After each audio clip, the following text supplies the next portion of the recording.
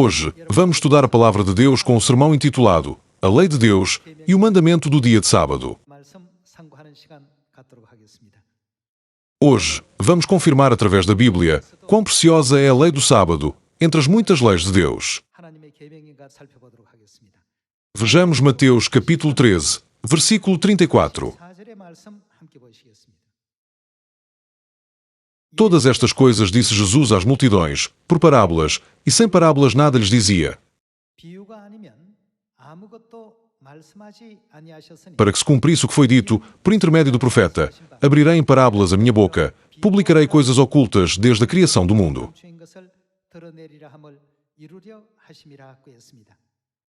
Através de Mateus capítulo 13, Deus ensinou-nos uma parábola muito crucial. A parábola do joio não começa no versículo 24. Outra parábola lhes propôs, dizendo: o reino dos céus é semelhante a um homem que semeou boa semente no seu campo. Mas, enquanto os homens dormiam, veio o inimigo dele, semeou o joio no meio do trigo e retirou-se. E quando a erva cresceu e produziu fruto, apareceu também o joio. Então, vindo os servos do dono da casa, lhe disseram: Senhor, não semeaste boa semente no teu campo? De onde vem, pois, o joio? Ele, porém, lhes respondeu: um inimigo fez isso. Mas os servos lhe perguntaram: queres que vamos e arranquemos o joio? Vejamos como Jesus interpreta a parábola do joio. O inimigo que o semeou é o diabo, a ceifa é a consumação do século, e os ceifeiros são os anjos. Pois, assim como o joio é colhido e lançado ao fogo, assim será na consumação do século. Mandará o Filho do Homem os seus anjos, que ajuntarão do seu reino todos os escândalos e os que praticam a iniquidade, e os lançarão na fornalha acesa. Ali haverá choro e ranger de dentes. No final, este inimigo, o diabo, semeou a iniquidade no mundo. O objetivo de semear a iniquidade não é impedir-nos de guardar as leis de Deus? Em última análise, devido à promoção desta iniquidade, muitas pessoas no mundo, embora afirmem servir a Deus, estão a praticar a iniquidade do joio, que não é a lei de Deus. É por isso que Deus designou o dia do julgamento, quando Deus reunirá essas pessoas e as atirará na fornalha acesa. Só a partir desta cena, onde Deus disse: eles os ajuntarão e os lançarão na fornalha acesa, porque cometem iniquidade, podemos facilmente compreender que o cumprimento das leis de Deus pode levar-nos a ter uma fé digna de entrar no reino eterno dos céus.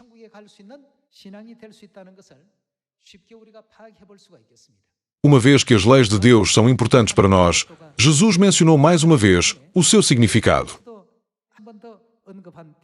Vejamos Mateus capítulo 7, versículo 21, onde Deus distingue entre aqueles que entrarão no reino dos céus e aqueles que não entrarão.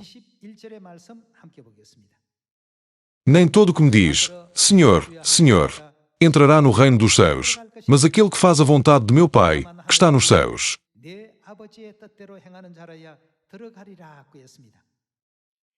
Se acreditamos em Deus e nos dizem que não podemos entrar no reino dos céus, então a nossa fé é toda em vão. Quão verdadeiramente lamentável deve ser.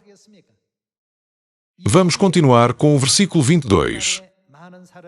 Muitos naquele dia hão de dizer-me: Senhor, Senhor, porventura, não temos nós profetizado em Teu nome, e em Teu nome não expelimos demónios, e em Teu nome não fizemos muitos milagres?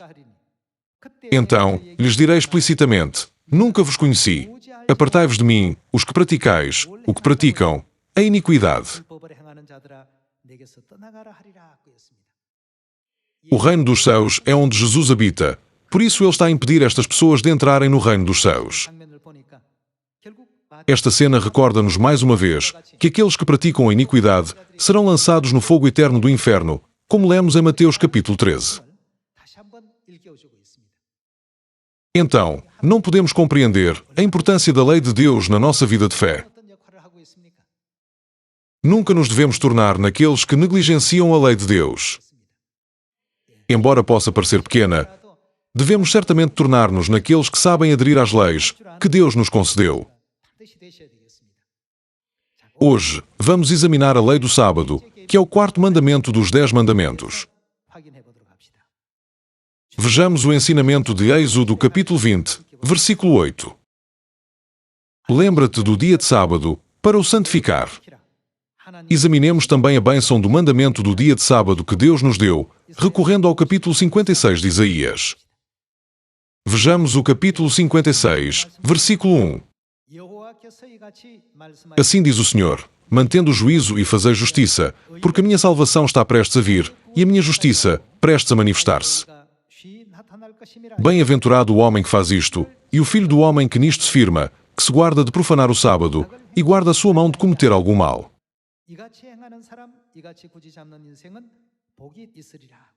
Vejamos o versículo 4. Porque assim diz o Senhor: aos eunucos que guardam os meus sábados, escolhem aquilo que me agrada, e abraçam a minha aliança, darei na minha casa, e dentro dos meus muros, um memorial e um nome melhor do que filhos e filhas. Um nome eterno darei a cada um deles, que nunca se apagará. Aos estrangeiros que se chegam ao Senhor, para o servirem e para amarem o nome do Senhor, sendo deste modo servos seus, sim, todos os que guardam o sábado, não o profanando, e abraçam a minha aliança, também os levarei ao meu santo monte, e os alegrarei na minha casa de oração. Os seus holocaustos e os seus sacrifícios serão aceitos no meu altar, porque a minha casa será chamada casa de oração para todos os povos. Uma vez que há tantas bênçãos no sábado, Jesus deu o exemplo de guardar o sábado como o Senhor do sábado no Novo Testamento, não foi? Vejamos o Evangelho de Lucas capítulo 4, versículo 16. Indo para Nazaré, onde fora criado, entrou, num sábado, na sinagoga, segundo o seu costume, e levantou-se para ler. Então, lhe deram o livro do profeta Isaías, e abrindo o livro, achou o lugar onde estava escrito: o Espírito do Senhor está sobre mim, pelo que me ungiu para evangelizar os pobres. Enviou-me para proclamar libertação aos cativos e restauração da vista aos cegos, para pôr em liberdade os oprimidos e apregoar o ano aceitável do Senhor.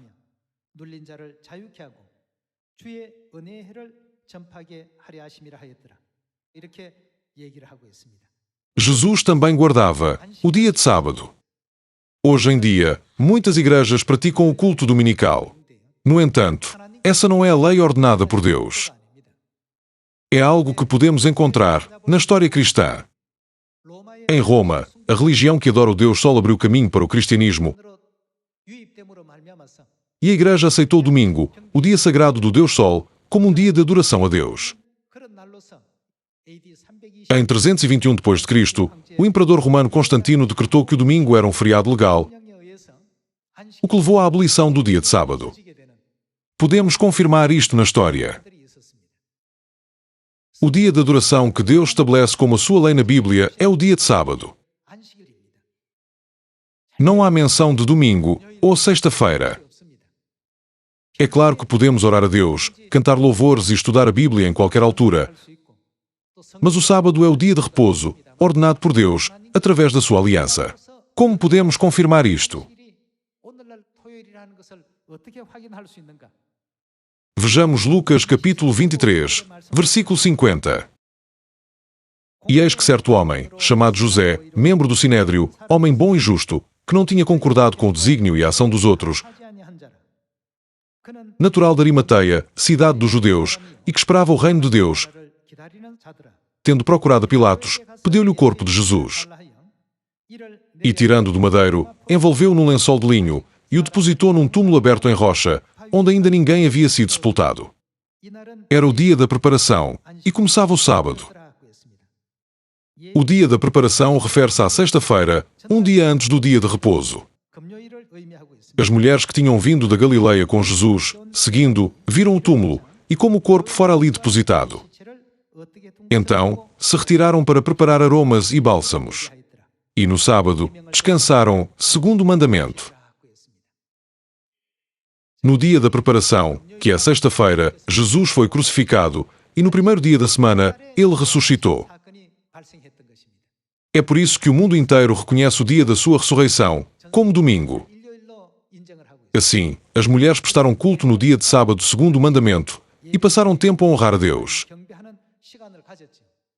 Vejamos o capítulo 24, versículo 1. Mas no primeiro dia da semana, alta madrugada, foram elas ao túmulo, levando os aromas que haviam preparado. E encontraram a pedra removida do sepulcro, mas, ao entrarem, não acharam o corpo do Senhor Jesus. Aconteceu que, perplexas a esse respeito, apareceram-lhes dois varões com vestes resplandecentes. Estando elas possuídas de temor, baixando os olhos para o chão, eles lhes falaram: Por que buscais entre os mortos ao que vive? Ele não está aqui, mas ressuscitou. Então, o dia em que Jesus ressuscitou é o primeiro dia da semana. Uma vez que o domingo corresponde ao primeiro dia da semana, tal como descrito na Bíblia, nunca pode ser, de forma alguma, o dia de repouso. O que é que Deus nos mandou fazer neste dia de sábado? Lembra-te do dia de sábado para o santificar. Foi declarado por Deus como um dia santo. Vocês e eu temos de ter em grande consideração as leis de Deus. Se perdermos esta lei, não é diferente de largarmos a corda que nos conduz ao reino dos céus. Todos nós devemos dar glória eterna, louvor e gratidão a Deus Pai e a Deus Mãe por guiarem-nos neste caminho certo. Na esperança de que vocês e eu consigamos espalhar corretamente a mensagem de que o sábado é o dia santo de Deus, para aqueles que, sem saber, observam o culto dominical, eu gostaria de concluir o sermão de hoje. Muito obrigado.